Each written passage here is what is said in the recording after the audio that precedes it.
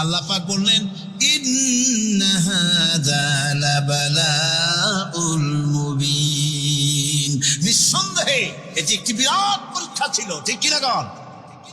আল্লাহ নিজে বলছেন এটি একটি বিরাট পরীক্ষা, আসিম ইমতিহান। সে ইমতিহানে তিনি পাশ করলেন।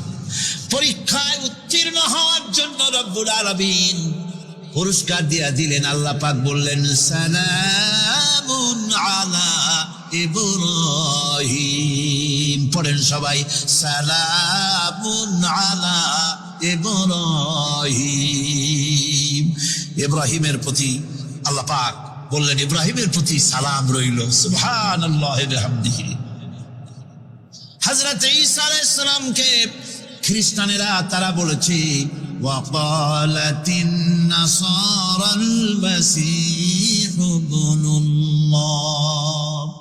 মসিহ হচ্ছে কার ছেলে? নাউযুবিল্লাহ। বলেন সবাই নাউযুবিল্লাহ।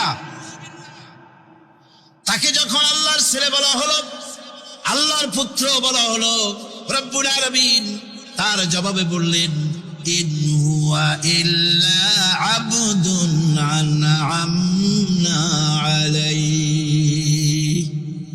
তিনি তো একজন বান্দা, তিনি আমার বান্দা ছাড়া আর কিছুই নন। আমি তার প্রতি অনুগ্রহ করেছি। বান্দা, আমার বান্দা। আল্লাহ পাকের বান্দা হওয়ার ব্যাপারে কোন মানুষের লজ্জা থাকার কথা নয়। এমনকি আল্লাহ পাক ঈসা আলাইহিস সালাম সম্পর্কে বলছেন লা ইয়াস্তানকিফাল মাসীহু আইয়াকুনা আবদান লিল্লাহি ওয়ালাল মালাইকাতুল মুকাররাবুন। মসিহ আল্লাহর বান্দা, তাতে কখনো বিন্দু মাত্র লজ্জা তিনি পোষণ করেন নাই যে আমি আল্লাহর বান্দা, আল্লাহর গোলাম। এটা একটা কথা হইল? এরকম লজ্জা তিনি পোষণ করেনি। এমনকি তার নিকটবর্তী ফেরেশতা যারা, তারাও আল্লাহর বান্দা গোলাম হওয়ার জন্য তাদের ভিতরে কোনো লজ্জা নাই। যারা নাকি আল্লাহর গোলাম, এই ব্যাপারে যাদের মধ্যে লজ্জার সৃষ্টি হয়, আল্লাহর গোলাম এটা কেমন কথা, বান্দা হওয়াটা কেমন কথা। যারা গোলামীকে অস্বীকার করে তাদের সম্পর্কে আল্লাহ পাক বলছেন ওয়া মাইয়াস্তানকিফ আন ইবাদাতিহি ওয়া ইস্তাকবির ফাসায়াহশুরুহুম ইলাইহি জামিআ। কেউ যদি আল্লাহর বন্দেগী করার ব্যাপারে লজ্জা পোষণ করে, যদি লজ্জার কারণ মনে করে, অহংকার করে, গৌরব করে, তাহলে তারা পালাবে কোথায়, যাবে কোথায়? আমি কিয়ামতের দিন সবগুলিকে এক জায়গায় করে ফেলবো। সুতরাং আল্লাহ পাকের গোলামিতে আল্লাহ যে বান্দা বলে যখন ডাকেন, লজ্জার কোনো কারণ নাই। অহংকার যে করবে সে নিজেকে ধ্বংস করবে। আল্লাহ পাক সব নবীদেরকে নিজের বান্দা বলেছেন। নবীরা কি আল্লাহ পাকের বান্দা।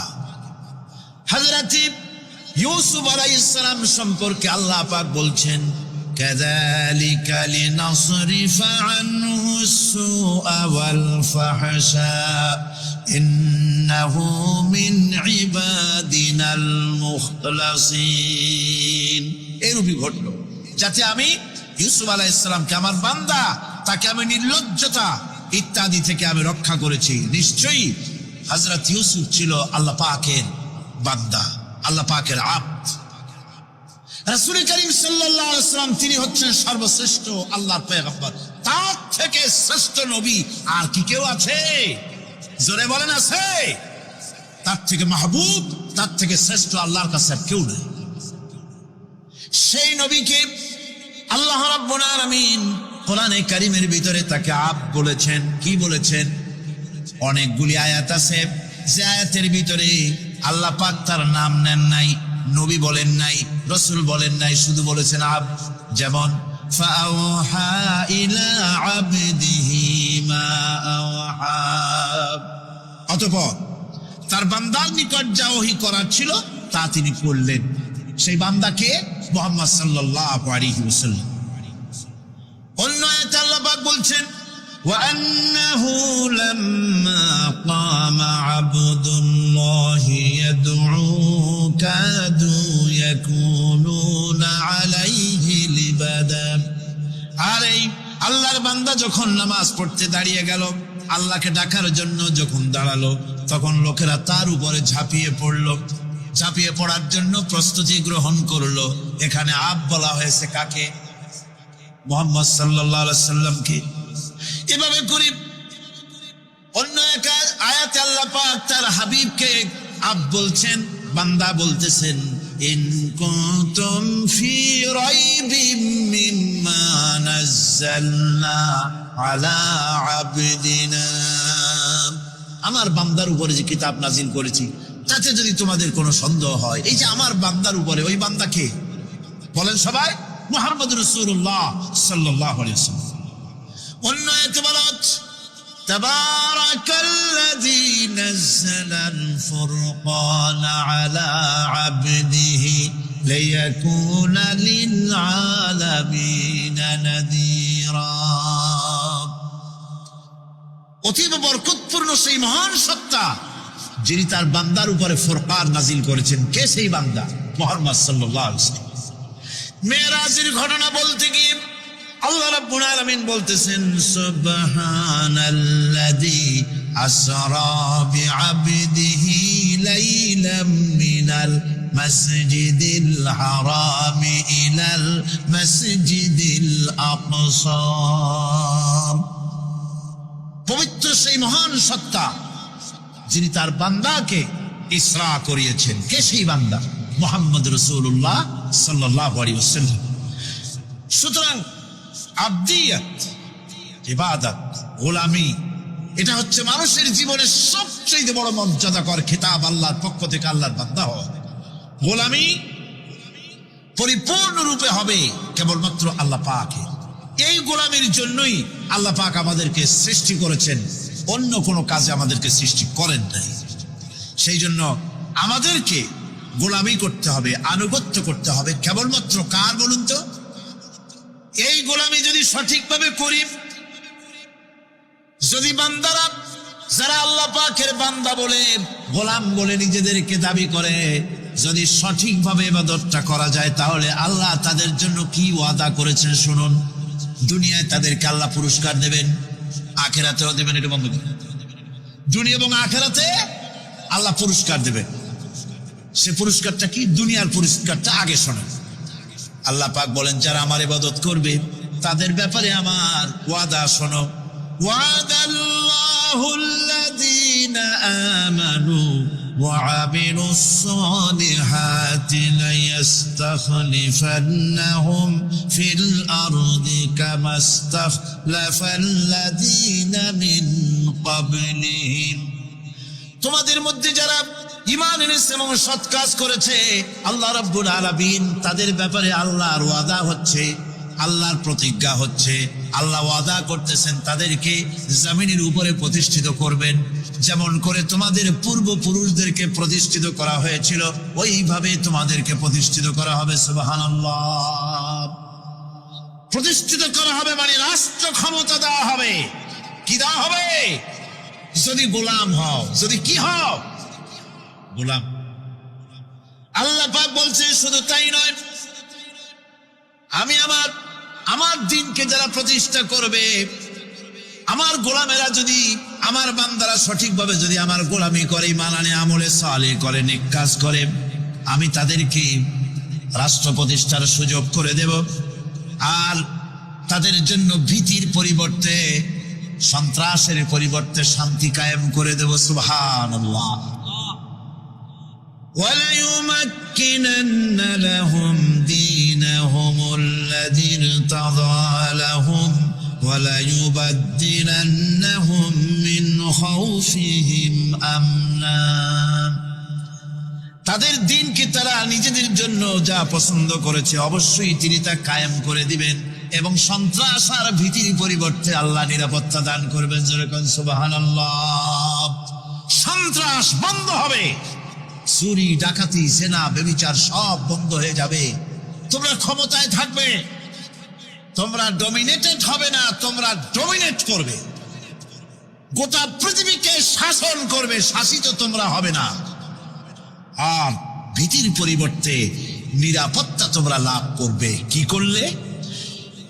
ইয়াবুদুনানি লা ইউশরিকুনা বি শাইআ। সুতরাং তারা যেন আমার ইবাদত করে এবং আমার সঙ্গে যেন কাউকে শরীক না করে।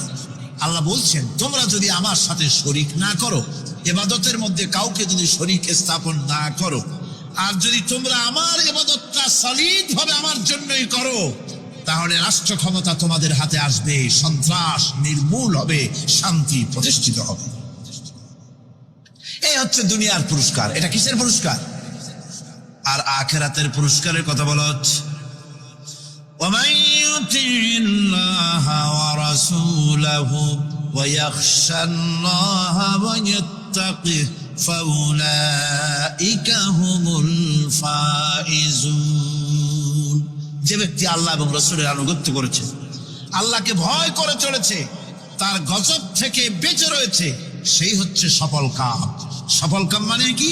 কিয়ামতের দিন আল্লাহ পাক তাদেরকে জান্নাত দান করবেন। আল্লাহ পাক তাদেরকে কিয়ামতে কি দিবেন? জান্নাত দিবেন, চিরস্থায়ী শান্তির জায়গা, সেই জান্নাত লাভ করা যাবে। আজ ইবাদতের এই যে গুরুত্বপূর্ণ ইবাদত, এই ইবাদতের ভুল অর্থ সমাজের ভিতরে ছড়িয়ে আছে। সাধারণ মানুষও ভুল করেছে, অসাধারণ মানুষেরাও ইবাদতের ভুল অর্থ করে ভুলের মধ্যে নিমজ্জিত আছে বিরাট সংখ্যক লোকেরা।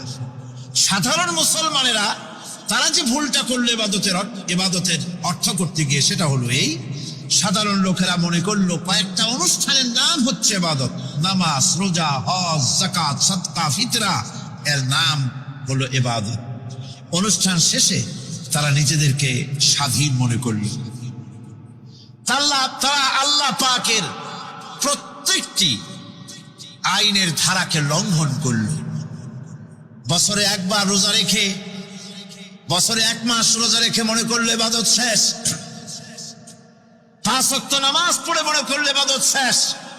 আমি প্রশ্ন করি, 5 ওয়াক্ত নামাজের নামই যদি হয় ইবাদত, 5 ওয়াক্ত নামাজের নামই ইবাদত, এটাই যদি হয়, তাহলে 5 ওয়াক্ত নামাজ পড়তে সময় লাগে কত? উজু টুজু করে বড় জোর 1-1.5 ঘন্টা সময় লাগে 5 ওয়াক্ত নামাজ পড়তে। তো এর নাম যদি হয় ইবাদত, তার অর্থ কি দাঁড়াবে? অর্থ দাঁড়াবে আপনি 24 ঘন্টার ভিতরে 1 থেকে 1.5 ঘন্টার জন্য আল্লাহর গোলাম, বাকি 22 ঘন্টার জন্য শয়তানের গোলাম হতে কেউ রাজি আছেন?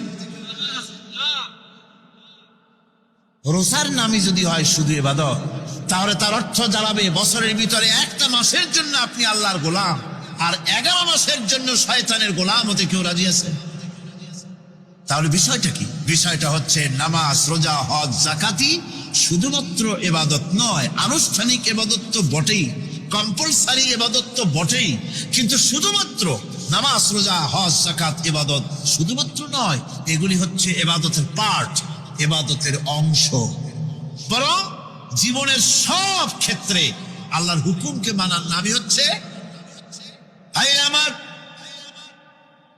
একদিকে নামাজ রোজা করছি, অন্যদিকে আল্লাহর আইনের প্রতিটি ধারাকে লঙ্ঘন করে চলছে, মিথ্যা ওয়াদা করে, মিথ্যা কথা বলে, সুদ খায়, ঘুষ খায়, জিনা করে, এরপরে অন্যের হক নষ্ট করে, প্রতিবেশীর হক নষ্ট করে, হারাম মাল খায়, হকদারের হক নষ্ট করে, প্রতিবেশীর হক নষ্ট করে, জিন্দা মুর্দা মানুষকে নিজের জন্য শক্তিধর বলে মনে করে, 1 টুকরা রুটির জন্য অথবা 1 ফোঁটা 1 ঘটি পানির জন্য কাফেরের কাছে হাত পেতে দাঁড়ায় থাকে। এই যদি অবস্থা হয়, এটাই যদি হয় ঈমান, আর এটার নামে যদি ইবাদত হয়, তাহলে এই পৃথিবীর মুসলমানের আজ লাঞ্ছিত কেন? আল্লাহর ওয়াদা কি মিথ্যা? নাউযুবিল্লাহি মিন যালিক। আমাদের ইবাদত যদি ঠিক হয়, যদি সত্যিকারের ইবাদত যদি আমরা করে থাকি, তাহলে ক্ষমতায় ইমানদারেরা নাই কেন? বিশ্ব জুড়ে মুসলমানেরা লাঞ্ছিত কেন? তাহলে বুঝতে হবে ইবাদতের মধ্যে বিরাট গরমিল করে ফেলেছি, ঠিক কিনা? পাস করে ওনারা নিজেরা, আর এর ভোগান্তি জনগণকে করতে হয়। কসাইয়ের মতো ছুরি দিয়া জবাও করে জনগণের কাছ থেকে সিস্টেম লসের চার্জ আদায় করা হয়। আমি পার্লামেন্টে বলেছি, মাননীয় স্পিকার, সিস্টেম লস এই নামটা উঠাও দেন, এই প্রথা বন্ধ করে দিন। বিদ্যুৎ ধার করা লাগবে না, আল্লাহ আমাদের দেশে যথেষ্ট দিছে। কোনো জিনিসের অভাব নাই। এখানে গ্যাস আছে, তেল আছে, বিদ্যুৎ আছে, পাট আছে, চা আছে, নাই কি? অন্তত 8.5 কোটি টাকার কাগজ গুদামের মধ্যে বন্দী হয়ে আছে। ভারতকে ক্ষতি করার জন্য সে দেশ থেকে কাগজ এনে খবরের কাগজ ছাপানো হচ্ছে, আর 8.5 কোটি টাকার কাগজ নষ্ট হয়ে যাচ্ছে আমার দেশের কাগজ। সুতরাং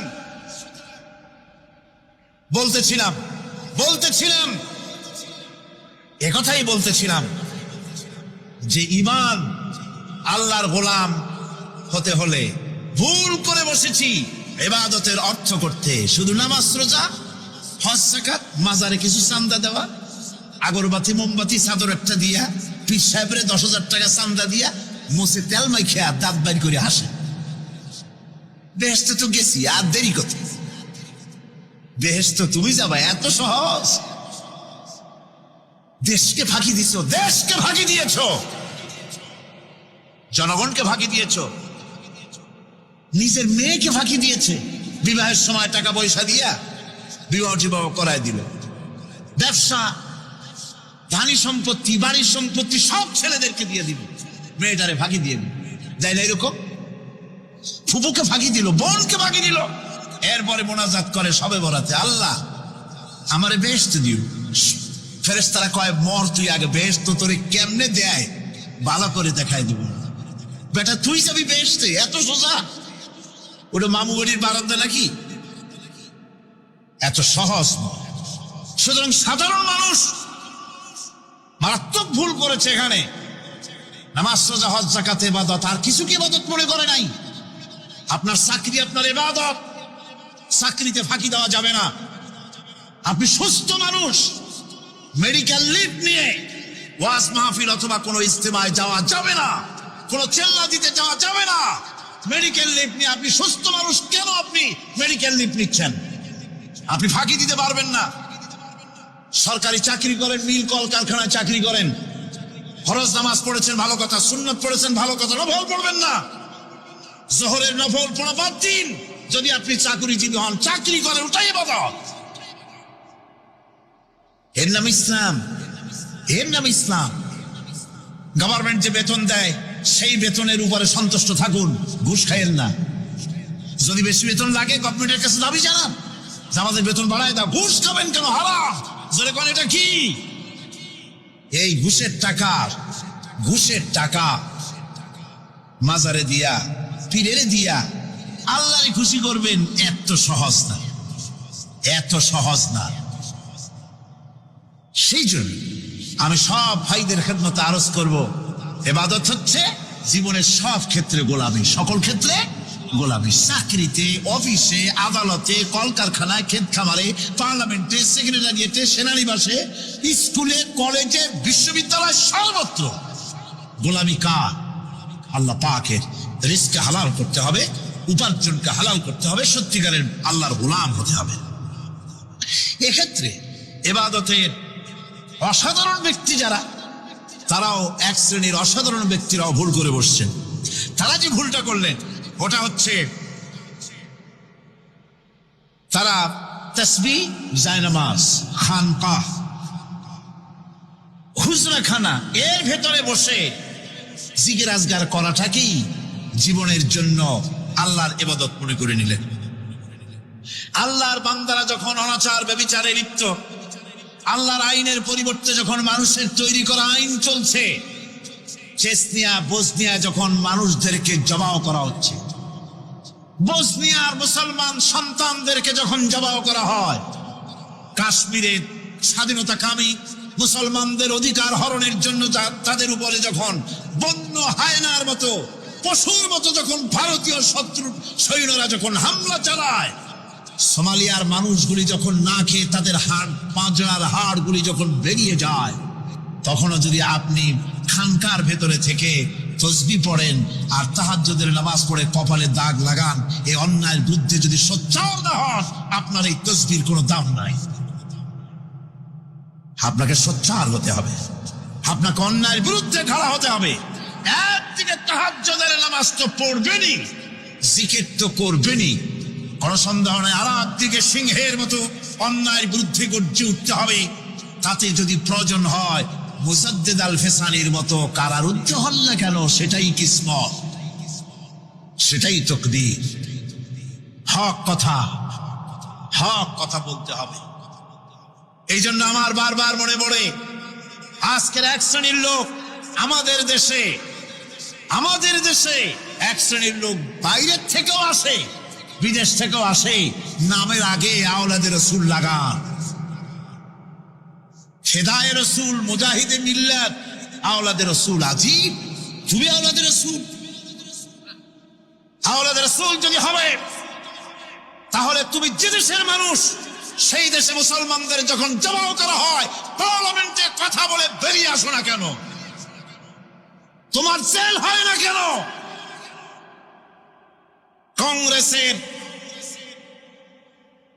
সেন্ট্রাল বডির সদস্য হয়ে আওলাদ রসুল লাগাইয়া বাংলাদেশের রাজনীতিতে নাক গলাতে দেওয়া হবে না। এরা কংগ্রেসের পা চাটা গোলাম।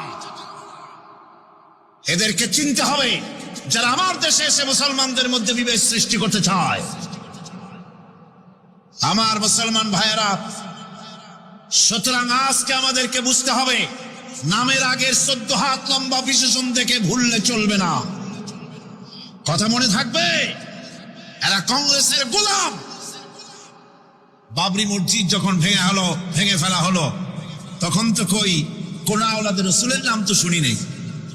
তখন তো নামটা শুনছি ওই বুখারী বেটার, বাপের বেটা ইমাম বুখারী। তিনি বলেছেন, আমি ভারতের দিল্লির জুমা মসজিদের ইমাম শুধু নই, আমি ভারতের 18 কোটি মুসলমানের ইমাম। বাবরি মসজিদকে গড়ে দিতে হবে। কোরআন শরীফের বিরুদ্ধে যখন কলকাতা হাইকোর্টে কেস করা হয়েছিল কোরআনকে ব্যান করার জন্য, সেদিন তো কোনো আওলাদ রসুলের নাম শুনি নাই। সেদিন তো ওই বুখারী বেটাই বলেছেন, ভারতের হাইকোর্ট থেকে কোন জাজ, কোন বিচারক যদি কোরআন শরীফ ব্যান করা হলে বলে এই কথাটি উচ্চারণ করে, তাহলে আমি তাকে পায়ের তলে পাড়িয়ে ধরে বাম হাত দিয়ে তার জিহ্বাটা টেনে ছিঁড়ে ফেলে দেব।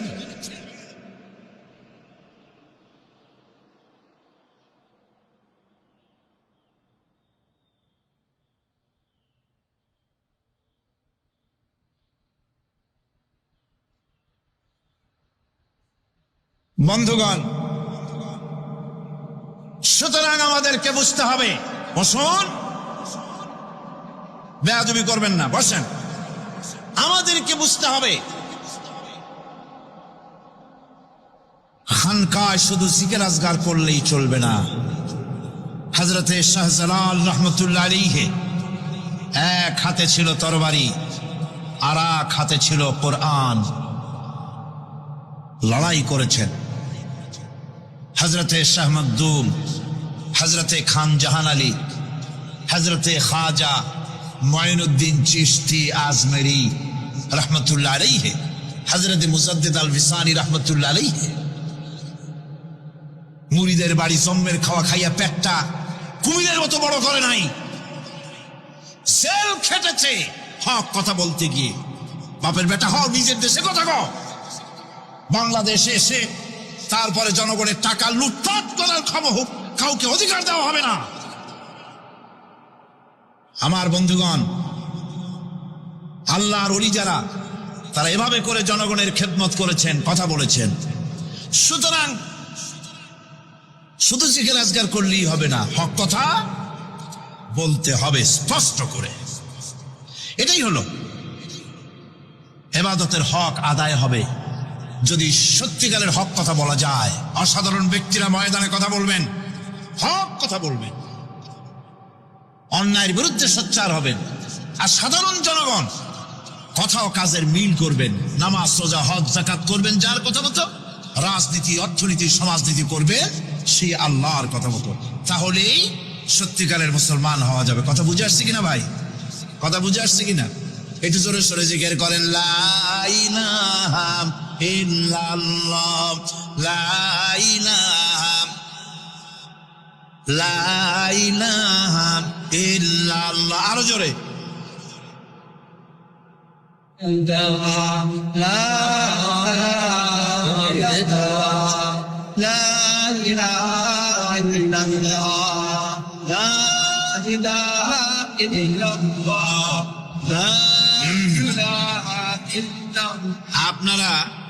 আপনারা যদি মাথা উঠাইয়া দেখতে থাকেন তো কি দেখবেন? মানুষের মাথা আর টুপি ছাড়া তো কিছুই দেখা যাবে না।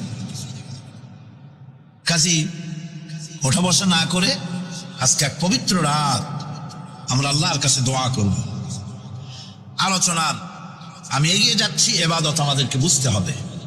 এবাদত যদি না বুঝি তাহলে মুসলমান বলে দাবি করারও কোনো মূল্য নাই। মানব জন্ম বৃথা। কারণ হচ্ছে আল্লাহ রাব্বুল আলামিন বলেছেন, মা খালাকতুল জিন্না ওয়াল ইনসা ইল্লা লিয়াবুদুন। মানুষ আর জিন জাতিকে আমি সৃষ্টি করেছি আমার গোলামির জন্য। কার গোলামি? ওই গোলামির পূর্ণাঙ্গ নমুনা যদি জানতে চাই, পূর্ণাঙ্গ নমুনা দৃষ্টান্ত লাগবে। কাকে অনুসরণ করব? পূর্ণাঙ্গ ইবাদতের আল্লাহর গোলামির পূর্ণাঙ্গ নমুনার জন্য কোরআনে কারিমে দৃষ্টান্ত সেট করা হয়েছে।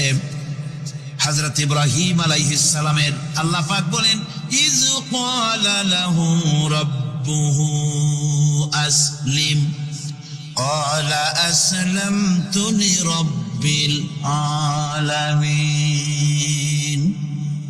তার অবস্থা এই ছিল। কার? ইব্রাহিম আলাইহিস সালাম। তার অবস্থা এই ছিল যে তার রব যখন তাকে বললেন আনুগত্যের মস্তককে অবনত করে দাও, তিনি বললেন আমি আমার বিশ্বপালকের সামনে মাথাটা নত করে দিলাম। সুবহানাল্লাহ। কোন শর্ত ছাড়াই মাথা নিচু করে দিলাম। এই পন্থায় তিনি যে পন্থাটা অবলম্বন করেছিলেন, এই পন্থায় চলার জন্য তার সন্তানদেরকেও তিনি হুকুম করেছিলেন। ওয়াওয়াসা বিহা ইব্রাহিম বিবানিহি ওয়া ইয়াকুব ইয়া বুনাইয়া ইন্নাল্লাহা ইসতাফা লাকুমুদ-দীন ফালা তামুতুন্না ইল্লা ওয়া আনতুম মুসলিমুন। ইয়াকুব এবং ইব্রাহিম আলাইহিস সালাম তার সন্তানদেরকে এই উপদেশ দিয়েছিলেন যে তিনি বলেছিলেন, হে আমার সন্তানেরা, আল্লাহ ছাড়া তোমাদের জন্য আল্লাহ পাক এই দ্বীনকে মনোনীত করেছেন। আল্লাহ পাকের আনুগত্য করবে, তার দ্বীনের প্রতি সারেন্ডার করবে। আর খবরদার মুসলমান না হয়ে যেন তোমরা মরে যেও না। মৃত্যু মুসলমান অবস্থায় থাকবে, অর্থাৎ মৃত্যু পর্যন্ত থাকবে কি অবস্থায়? মুসলমান অবস্থায়। أم كنتم شهداء إذ حضر يعقوب الموت إذ قال لبنيه ما تعبدون من بعدي। ইয়াকুব আলাইহিস সালাম তার মৃত্যুর সময় জিজ্ঞেস করেছিলেন, ও আমার সন্তানেরা, আমার মৃত্যুর পরে তোমরা কার ইবাদত করবে, তার কার গোলামি করবে? তারা জবাব দিলেন, قالوا نعبد إلهك وإله آبائك إبراهيم وإسماعيل وإسحاق إلها واحدا ونحن له মুসলিমুন। নিঃসন্দেহে আমরা ইবাদত করব, গোলামি করব আপনার রবের, আপনার পিতার রবের, এবং আল্লাহর ইবাদত করব। আপনিও আপনার পূর্বপুরুষ ইব্রাহিম, ইসমাইল যে আল্লাহকে ইবাদত করেছে, সে আল্লাহ পাকের ইবাদত আমরা করব এবং তার অনুগত হয়ে থাকব। দাসত্ব এবং দাসত্বের গোলামির পূর্ণাঙ্গ নমুনা হচ্ছেন হযরত ইব্রাহিম আলাইহিস সালাম। আল্লাহর গোটা জমিন যখন শিরকের অন্ধকারে ডুবে গিয়েছিল, তখন হযরত ইব্রাহিম আলাইহিস সালাম তাওহীদের আলো জ্বালিয়ে দিয়েছিলেন। এই নিবেদিতদের ইমাম হিসাবে আল্লাহ পাক তাকে ঘোষণা দিলেন। কোরআনে কারীম বলছে, وَإِذَا ابْتَلَى إِبْرَاهِيمَ رَبُّهُ بِكَلِمَاتٍ فأتمهن قال إني جاعلك للناس إماما ইব্রাহিমকে তার রব কয়েকটি বাক্য দিয়ে পরীক্ষা করলেন এবং তিনি সেই পরীক্ষাগুলোতে পাশ করলেন। তখন আল্লাহ রাব্বুল আলামিন তাকে বললেন যে আমি তোমাকে গোটা বিশ্ব মানবতার জন্য, গোটা বিশ্বের সমস্ত মানুষের জন্য আমি তোমাকে নেতা বানাবো। সুবহানাল্লাহ। প্রথম পরীক্ষা হলো, গতকাল বলেছি, সে আগুনের পরীক্ষা। সেখানে আল্লাহ পাক তাকে পাশ করালেন, তিনি পাশ করলেন। দ্বিতীয় পরীক্ষা ছিল বিবি এবং নবজাতক সন্তানকে নিয়ে আল্লাহ হুকুম করলেন এই বিবি আর বাচ্চারে নিয়ে মরুভূমিতে রেখে আসো। মরুভূমিতে যেখানে ঘর নাই, বাড়ি নাই, সেই জায়গায় বিবি এবং বাচ্চাকে রেখে যাওয়ার সময় তিনি বললেন, রব্বানা ইন্নী আসকানতু মিন যুররিয়্যাতি বিওয়াদিন গায়রি যী যারইন ইনদা বাইতিকাল মুহাররাম। হায় আল্লাহ রাব্বুল আলামিন, আমি পানি এবং তরুলতাবিহীন এক মরুভূমির ভিতরে আমার বংশের একটি অংশকে এখানে রেখে গেলাম। তোমার ঘরের কাছে পুনর্বাসিত, আমি তাদের কাছে, এই ঘরের কাছে, সম্মানিত ঘরের কাছে রেখে গেলাম। পরীক্ষায় তিনি পাশ করলেন। হযরতে হাজেরা প্রশ্ন করলেন, ইব্রাহিম, পানি নাই, খাবার নাই, মানুষ নাই, ঘর নাই, বাড়ি নাই, মরুভূমির ভিতরে আমাকে আমার বাচ্চারে ফেলে রেখে যাচ্ছ কেন? কোনো জবাব নাই। দুইবার তিনবার প্রশ্ন করলেন। এরপরে তিনি আবার প্রশ্ন করলেন, বললেন, ইব্রাহিম, এটা কি আল্লাহর হুকুম নাকি? হযরত ইব্রাহিম আলাইহিস সালাম নিজের কলিজার টুকরা সন্তান আর বিবিকে রেখে যেতেছেন ভারাক্রান্ত মন নিয়ে। তিনি আকাশের দিকে আঙ্গুল উঁচু করে দেখালেন। হযরত হাজেরা বুঝলেন ইনি তো আল্লাহর পয়গম্বর, আমার কোন অপরাধে এভাবে ফেলে যাওয়ার কথা নয়। তিনি বুঝলেন এটা আল্লাহর হুকুম। হযরতে হাজেরা বললেন, ইব্রাহিম রে, নিশ্চিন্ত মনে বাড়ি ফিরে যাও। আমার মনে কোনো চিন্তা নাই, কোনো পেরেশানি আর এখন নাই। আল্লাহর হুকুমে যদি আমাকে মরুভূমির ভিতরে ফেলে যেয়ে থাকো, তাহলে আমি ওই আল্লাহর প্রতি এতটা ভরসা রাখি যে এই মরুভূমির ভিতরে জল পানি শূন্য, খাদ্য শূন্য জায়গায় আমি আমার বাচ্চাকে আল্লাহ রব্বুল আলামিন না খাওয়াইয়া মারবেন না। দ্বিতীয় পরীক্ষায় পাশ করল। 3 নম্বরে পরীক্ষা হলো, সন্তান বড় হয়ে গেছে, বুদ্ধি হয়েছে, দৌড়াতে পারে। আল্লাহ রাব্বুল আলামিন হুকুম করলেন, ছেলেকে জবাহ করো। কত বড় আগুনের পরীক্ষা!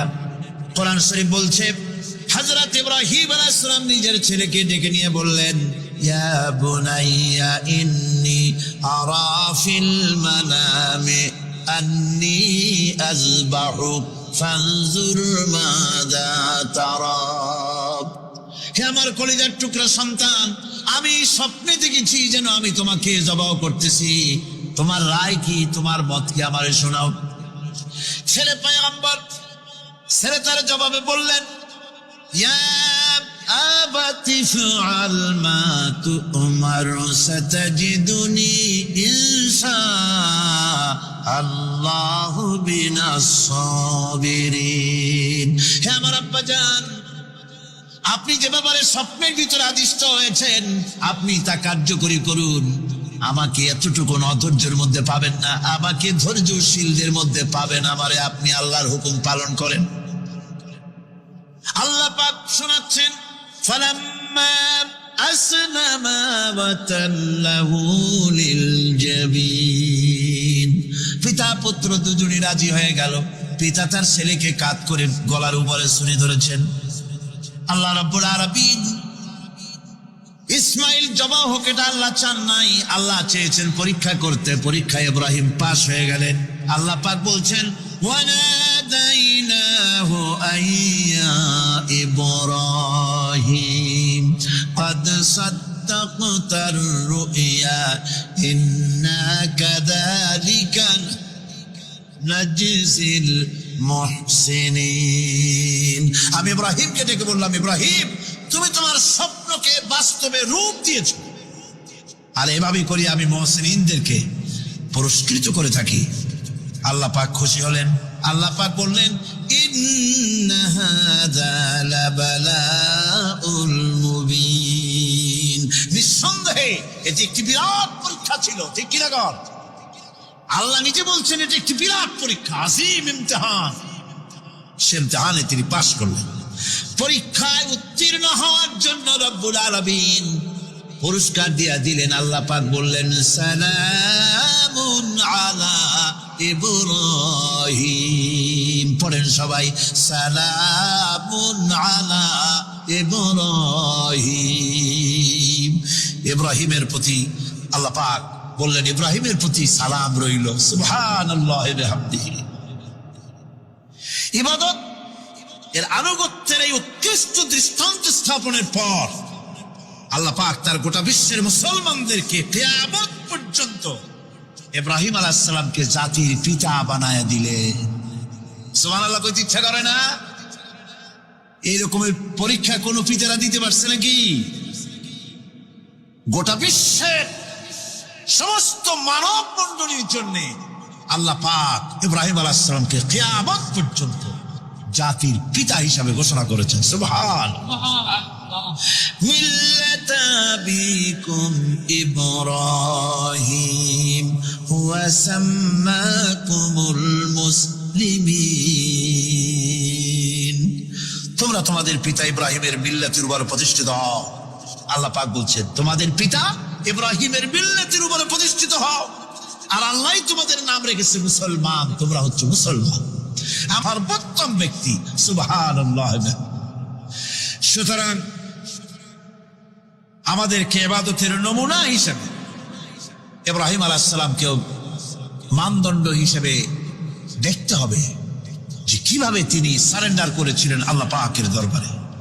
এখন আমি আপনাদের সামনে বলতে চাই, মানুষের জীবনে সবচাইতে বড় দুটি চাহিদা আছে। একটা হচ্ছে খাদ্য, আর একটা হচ্ছে নিরাপত্তা। একটা খাদ্য, আর একটা কি? নিরাপত্তা। পেট ভরে খাইতে চাই, আর চোর ডাকাতের উপদ্রব থেকে নিরাপত্তা পেতে চায়। আইন শৃঙ্খলা পরিস্থিতির উপরে যখন পার্লামেন্টে আলোচনা হচ্ছিল, আমি তখন বলেছি, মাননীয় স্পিকার, আমার দেশের সাধারণ ভোটারদের বড় কোনো আশা আকাঙ্ক্ষা নাই। তারা কোনোদিন বলে না যে আমাদের গুলশানে বাড়ি দিতে হবে সকলে, আমাদেরকে মঙ্গল গ্রহে অফিস বানাই দিতে হবে, বাসেরও গাড়ি দিতে হবে। এগুলি তারা দাবি করে না। যারা ভোট দেয়, কষ্ট করে, মিছিল করে, এই সাধারণ জনগণের দাবি হচ্ছে মিনিমাম দাবি, খুবই কম। তাদের দাবি হলো মোটা সুতার কাপড় চাই ইজ্জত ঢাকার জন্য, পেট ভরে খেতে চাই, পোলাও কোরমা বিরিয়ানির দরকার নাই, আর আশ্রয়ের জন্য ছোট্ট একটু ঘর চাই, চোর ডাকাতের উপদ্রব থেকে নিরাপত্তা চাই। কথা ঠিক কিনা? আমি বললাম, স্পিকার সাহেব, আজ পর্যন্ত যতগুলি গভর্নমেন্ট এসেছে বাংলাদেশে, প্রত্যেকটি গভর্নমেন্ট আমার দেশের জনগণের এই ন্যূনতম দাবি, এই আশা পূরণ করতে ব্যর্থতার পরিচয় দিয়েছে। কেউ পারে নাই। যারাই গেছে তারাই তাদের নিজেদের আখের গোছাবার চেষ্টা করেছেন। সব নিজেকে নিয়ে ব্যস্ত, নিজের লোকদের নিয়ে ব্যস্ত, জনগণ নিয়ে চিন্তা নাই। সুতরাং মানুষের চাহিদা হচ্ছে খাদ্য আর নিরাপত্তা। আমরা কি খাদ্য আর নিরাপত্তা সত্যি কি চাই? চাই। খাদ্য যদি চাই ক্ষুধার সময়, নিরাপত্তা যদি চাই ভীতির সময়, আল্লাহ রাব্বুল আলামিন বলেন কোন গভর্নমেন্ট দিতে পারবে না, দুনিয়ায় কেউ দিতে পারে নাই, পারবেও না। ক্ষুধার সময় যদি খাদ্য চাও, ভীতির সময় যদি নিরাপত্তা লাভ করতে চাও, তাহলে ফালিয়াবুদু রাব্ব হাযাল বাইত, এই ঘরের মালিকের ইবাদত কর। কোন ঘর? কাবা ঘর। বলেন কোন ঘর? কাবা ঘর। কাবা শরীফের মালিকের ইবাদত কর। তাহলে কি হবে? আল্লাযী আত'আমাহুম মিন জু'ইন ওয়া আমানাহুম মিন খাউফ। এই ঘরের মালিকের ইবাদত যদি করো, তাহলে ক্ষুধার সময় তিনি তোমাদেরকে খেতে দিবেন, আর ভীতির সময় তিনি তোমাদের নিরাপত্তা দান করবেন। এ ওয়াদা কার? চিল্লায় বলেন ওয়াদা কার? আল্লাহ পাকের ওয়াদা বিশ্বাস হলো না, এমনই পোড়া কপালের মুসলমান। নির্বাচন যখন আসলো, সলিমউদ্দিন সাহেব আসতেন মঞ্চের উপরে, পরিচয় করানো হচ্ছে। এত আপনারা যার বক্তৃতা শোনার জন্য দ্বিপ্রহরের রৌদ্রে কষ্ট করতেছিলেন, এখন সেই সংগ্রামী জননায়ক বিপ্লবী সন্তান, তিনি এখন আপনাদের সামনে বক্তব্য রাখবেন। উনি দাঁড়ায় বললেন, ভাইয়ার আমার, বোনের আমার,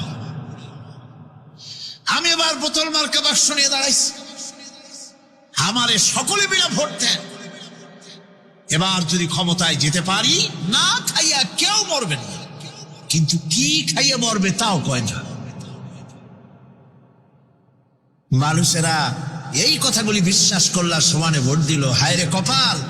আল্লাহ বললেন, আমার ইবাদত কর, আমার গোলামি কর জীবনের সব জায়গায়, তাহলে ক্ষুধার সময় খাইতে পারবি আর ভীতির সময় নিরাপত্তা পাবি। আল্লাহর কথাটা বিশ্বাস হইল না।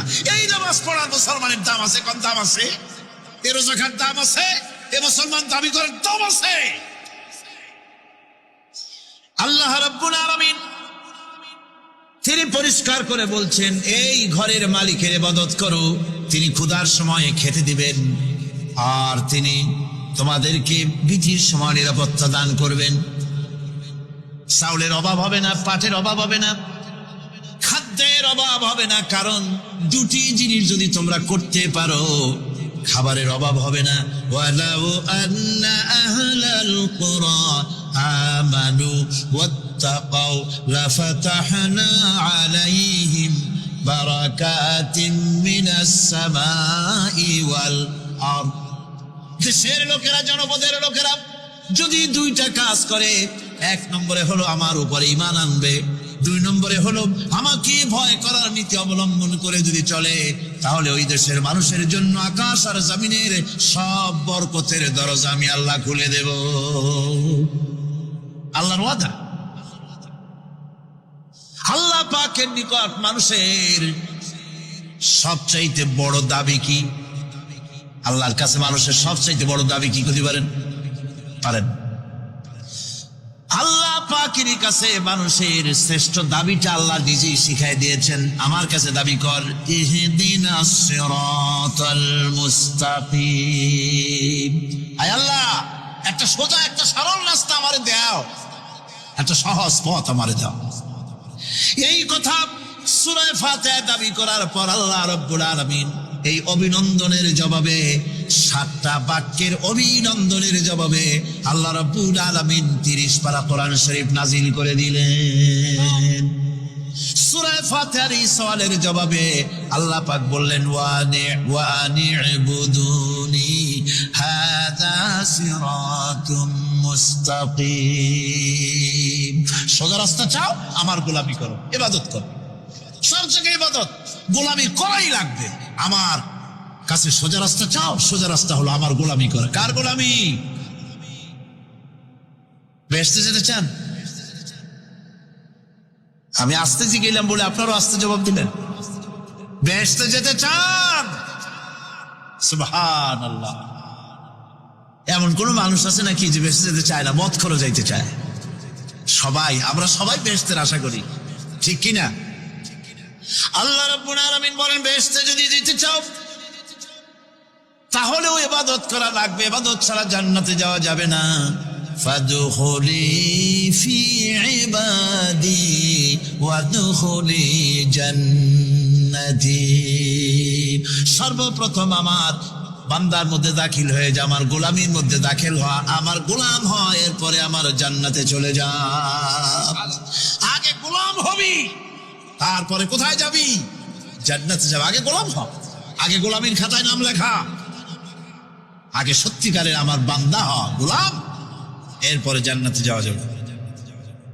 জান্নাতে যাইয়া আল্লাহর সাথে কি দেখা করতে চাই? আল্লাহর সাথে দেখা করতে চাই। আল্লাহ রাব্বুল আলামিন বলেন, ফামান কানা ইয়ারজু লিকা রাব্বিহি ফালইআমাল আমালান সালিহান ওয়া লা ইউশরিক বিইবাদাতি রাব্বিহি আহাদা। তোমাদের মধ্যে যদি কেউ আল্লাহর সঙ্গে, তার রবের সঙ্গে যদি কেউ দেখা করতে চায় তাহলে সে যেন ভালো ভালো কাজ করে, নেক কাজ করে। আর তোমার রবের সাথে অর্থাৎ আল্লাহ রব্বুল আলামিনের সাথে ইবাদতের মধ্যে যেন কাউকে শরীক না করে। শিরক যদি না করো, খাঁটি গোলাম, খাঁটি বান্দায় যদি পরিণত হতে পারো, কিয়ামতের দিন আল্লাহ রব্বুল আলামিনের সঙ্গে দিদার নসিব হয়ে যাবে। এই গোলামি করব কতদিন? কতদিন গোলামি করব? এই প্রশ্নের জবাবে আল্লাহ রাব্বুল আলামিন কোরআনে কারীমের মধ্যে জবাব দিয়ে দিয়েছেন, ওয়া'বুদ রাব্বাকা হাত্তা ইয়াতিয়াকাল ইয়াকিন। মৃত্যু পর্যন্ত, যতক্ষণ না নাক দিয়ে শেষ প্রশ্বাসটি, নিঃশ্বাসটি বেরিয়ে যাচ্ছে, ততক্ষণ পর্যন্ত আনুগত্য, গোলামি শব্দ হবে কার? জোরে চিল্লায় এখন কার? এই গোলামি জীবনের সব ক্ষেত্রে করতে পারলে আমরা মুসলমান, আর করতে না পারলে মুসলমান নামে মুনাফিক। না পারলে কি? মুনাফিক। বন্ধু, কিছু চাইতে হলে আল্লাহর কাছে চাও, কিছু বলতে হলে, ভিক্ষা করতে হলে আল্লাহর কাছেই ভিক্ষা করো। কার কাছে ভিক্ষা করবেন? আল্লাহর কাছে বলুন। আমার বন্ধুগণ, আমি আমার ঈমান থেকে কথা বলি, আমি আমার ঈমান থেকে কথা বলি। কোরআন এবং হাদিস পড়ে যতটুকু আল্লাহ বোঝার তৌফিক দিয়েছেন সেই কথাগুলি পেশ করার জন্য চেষ্টা করি।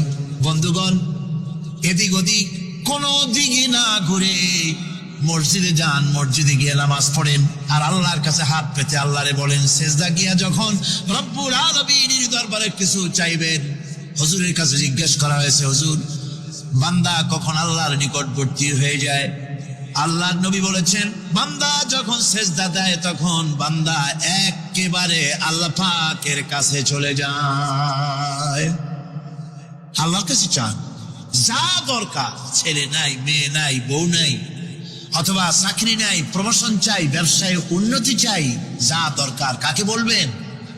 মনটাকে পরিষ্কার করুন, আজকে মনটাকে সাফ করুন, সমস্ত দুর্বলতা থেকে মনকে উঠায় আনো। বিশ্বাস করুন, যা চাওয়ার, যা বলার সবটা আল্লাহর কাছে। কার কাছে? আমি তার গোলাম। আমি কার গোলাম? আল্লাহ ছাড়া কারো কাছে আমার অভিযোগ তুলবো না, সবটা বলবো আল্লাহর কাছে। বলে দেখেন, বলে দেখেন আল্লাহ পাক কিভাবে আপনাকে সাহায্য করেন। সুবহানাল্লাহ। ভাইরা আমার, আল্লাহ রাব্বুল আলামিন রাসূল করিম সাল্লাল্লাহু আলাইহি ওয়াসাল্লামকে বলেছেন, ফাইদা ফারাগতা ফানসাব ওয়া ইলা রাব্বিকা ফারগাব।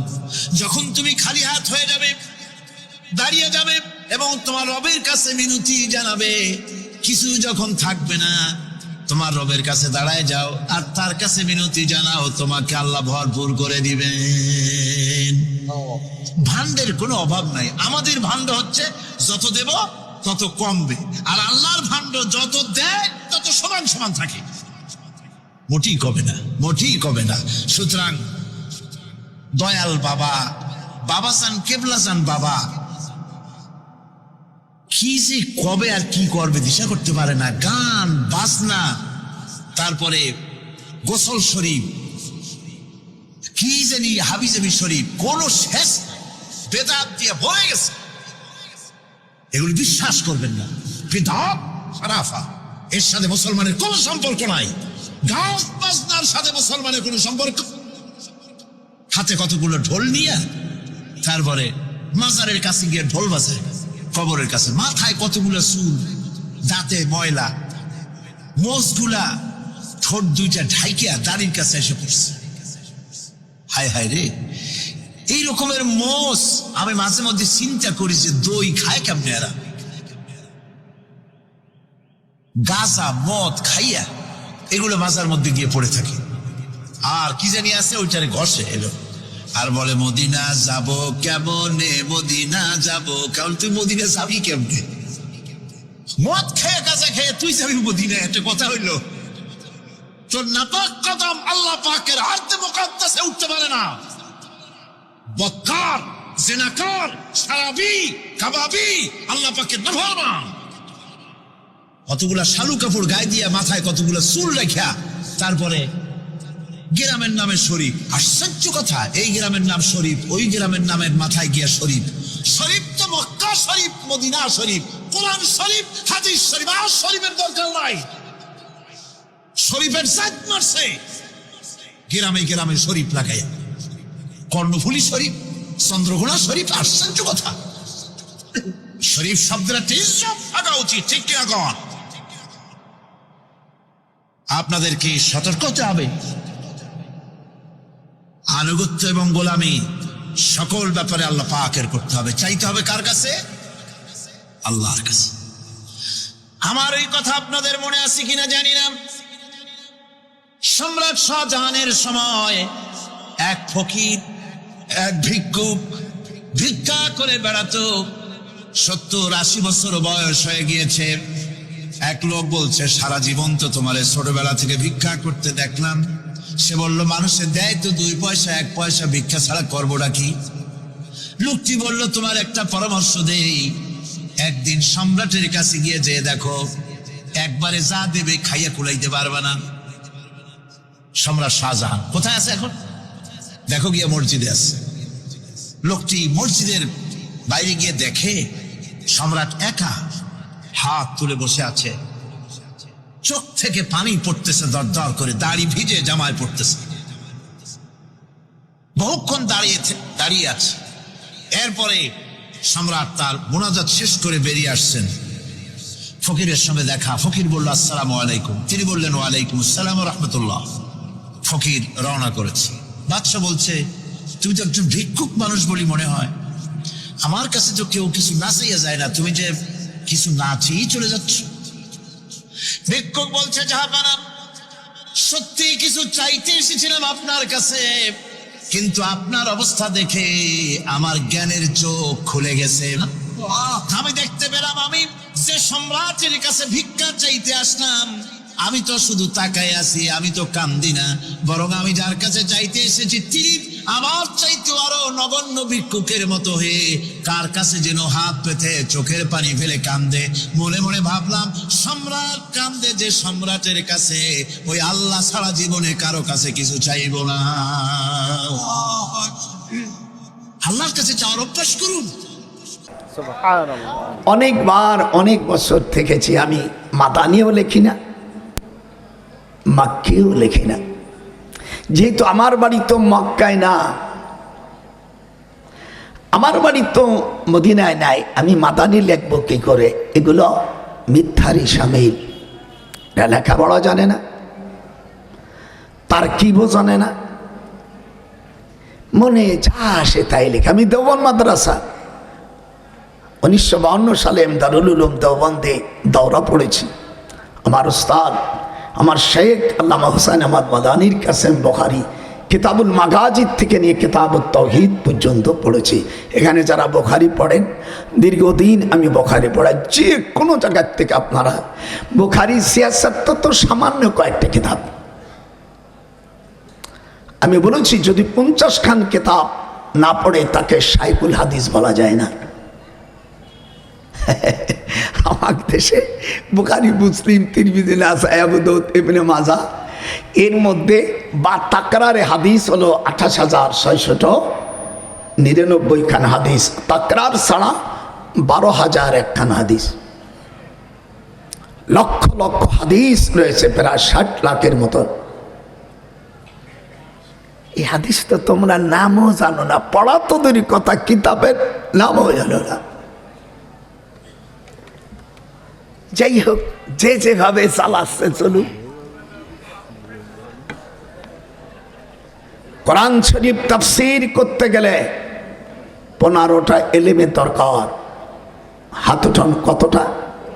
আমি বলবো সেগুলো: ইলমে লগাত, ইলমে নাহু, ইলমে সরফ, ইলমুল ইশতিকাক, ইলমুল মানি, ইলমুল বয়ান, ইলমুল বদি, ইলমুল কিরাত, উসুল হাদিস, নাসিক, মানসুখ, শানে নজুল, তারিখ ও ইলমুল মাওয়াহিবা।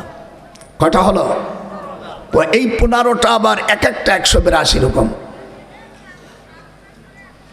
আয় কোন মৌলবী ভাবি যে পারবি 1 কোটি টাকা দেবো, 1 কোটি। ঢাকা আমার 2টে বাড়ি, 1টা বাড়ি ছেড়ে দেবো। লেখা নাই, পড়া নাই, শাইখুল হাদিস, লজ্জাও করে না।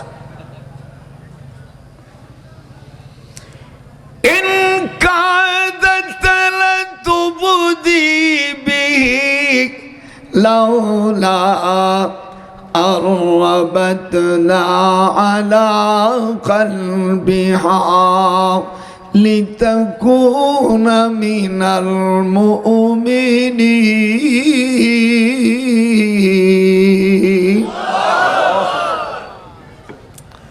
সূরা আল কাসাস। এই সূরাটা নাজিল হয় মক্কায়।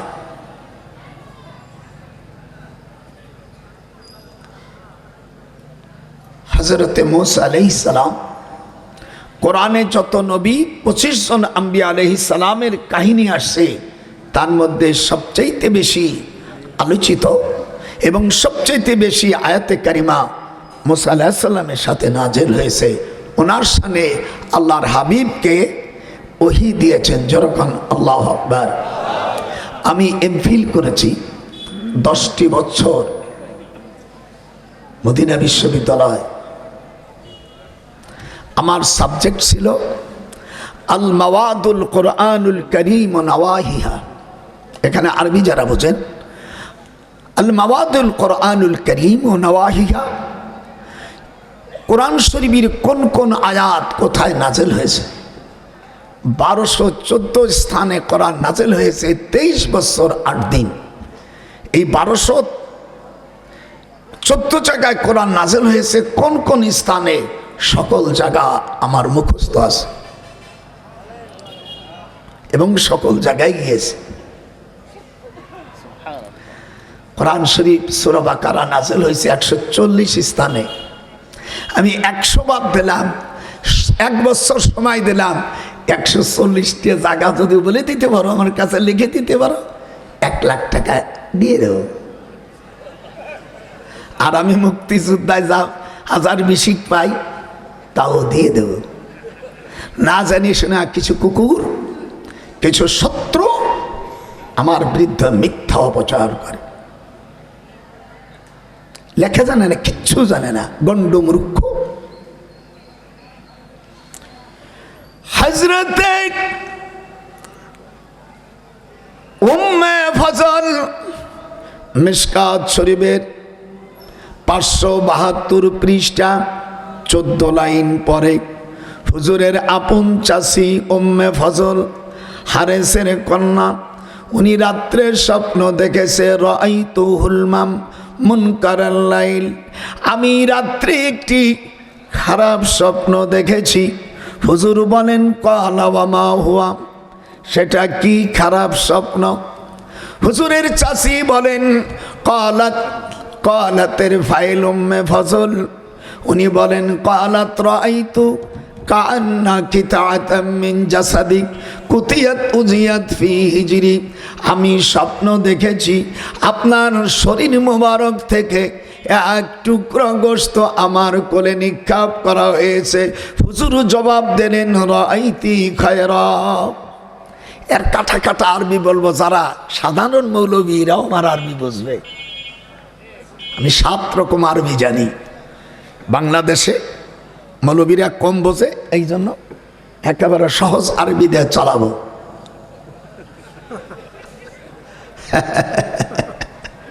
ইংরেজি শুনলেও তা শুনে হইতে পারে। ল অ্যান্ড জাস্টিসের 1966-এ গোপালগঞ্জ সাব ডিভিশনের তখন ছিল। আমি 1966 সালে ল অ্যান্ড জাস্টিস আইনের উপর এমফিল করেছি।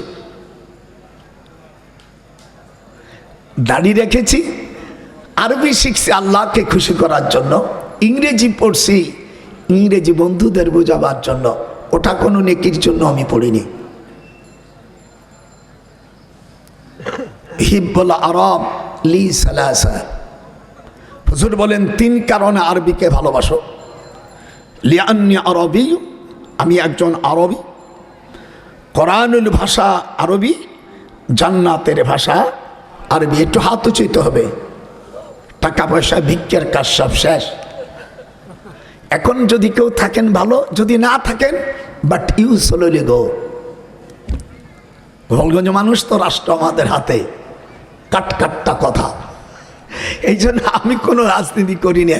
একজন আমার বিয়েন আর একজন আমার দেশীয় মেয়ে ভাস্তি, কথা বুঝেছেন? নিজে একজন ফ্রিডম ফাইটার, দেশ স্বাধীন করার এই নবম সেক্টরে ছিলাম। কাজেই আমাকে ভয় দেখায় কিছু লাভ। এননিসির এসপি উপরে ডিআইজির থেকে সবই আমার হাত, ডান হাত মাথা। কোনো পরিচয় দিয়ে আমার কাছে কোনো লাট বাহাদুরি করা চলবে না। আল্লাহর কালাম যা আসে এটাকে আমাকে বলতেই হবে। ভালো লাগলে আলহামদুলিল্লাহ, না বললে ইল্লাল সুবহানাল্লাহ। কটা কাটকাটটা। হযরতে উম্মে ফজল বলেন, আমি স্বপ্ন দেখেছি, খারাপ স্বপ্ন। হুজুর বলেন, ক্বালা ওয়া মা হিয়া, আমা হুয়া, সেটা কি? হুজুর জবাব দিচ্ছেন, হযরত উম্মে ফজল বলেন, হুজুরের জবাব দিচ্ছেন, রাআইতি খায়রা, আপনি ভালো স্বপ্ন দেখেছেন। তালিদু ফাতিমাতু ইনশাআল্লাহ গোলামা, আল্লাহ যদি চাহে আমার ফাতেমাকে এবার একটি পুত্র সন্তান দেবে, তার নাম হুসাইন। জোরে কোন আল্লাহু আকবার। ফাতেমার দ্বিতীয় সন্তান।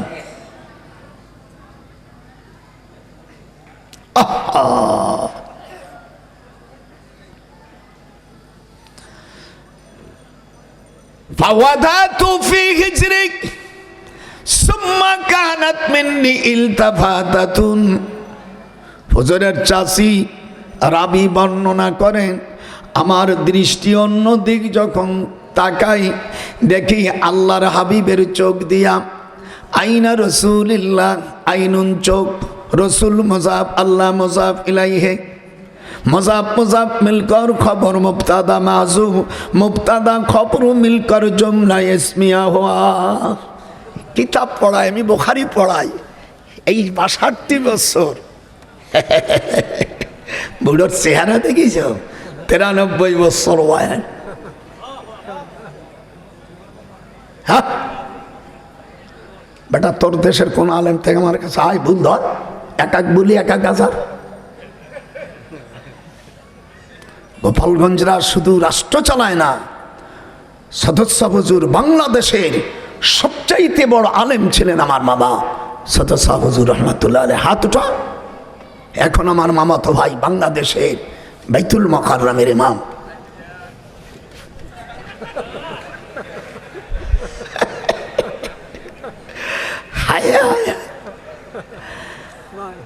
আইনা রাসূলুল্লাহ সাল্লাল্লাহু আলাইহি ওয়াসাল্লাম তুহুরে কানে দুমুআ। আল্লাহ নবীর হাদিস ভালো লাগতেছে না? একটু হাত উঁচু কথা বলেন, একেবারে তারকিব সহ লাগাই দেব। হুজুরের চোখ দিয়া পানি প্রবাহিত হচ্ছে রক্তর সাথে। আইনা রাসূলুল্লাহ সাল্লাল্লাহু আলাইহি ওয়াসাল্লাম তুহুরি কানে দুমুআত, দামনের জমা দুমুআ রক্ত।